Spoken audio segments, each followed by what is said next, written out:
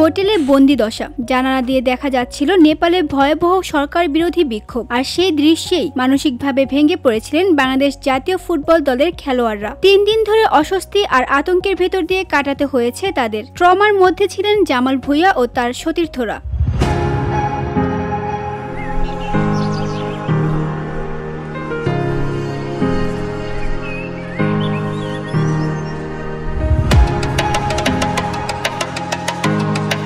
অবশেষে গতকাল বিমান বাহিনীর বিশেষ বিমানে কাঠমান্ডু থেকে দেশে ফেরার পর ঢাকায় পা রেখে স্বস্তির নিঃশ্বাস ফেলেন খেলোয়াড়রা।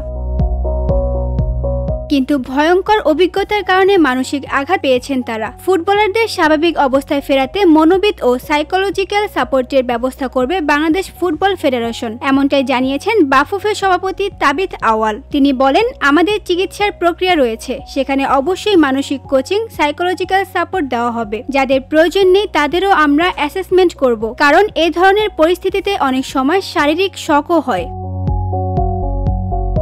নেপালের ছাত্র জনতার আন্দোলনের ভয়াবহতায় বাংলাদেশি ফুটবলারদের হোটেল পর্যন্ত পৌঁছে গিয়েছিল বিক্ষোভকারীরা। যদিও খেলোয়াড়রা ভেতরে ছিলেন জেনে তারা চলে যায়। বাফুফের সভাপতি জানান, আমাদের হোটেলের পাশেই আগুন লেগেছিল, তবে আগেই আমরা দ্বিতীয় ও তৃতীয় লোকেশন ঠিক করে রেখেছিলাম।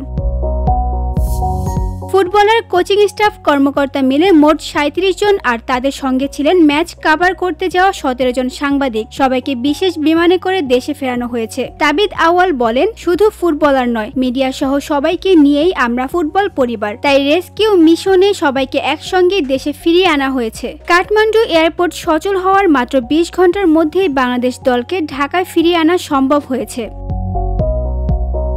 VOD Bangla news desk.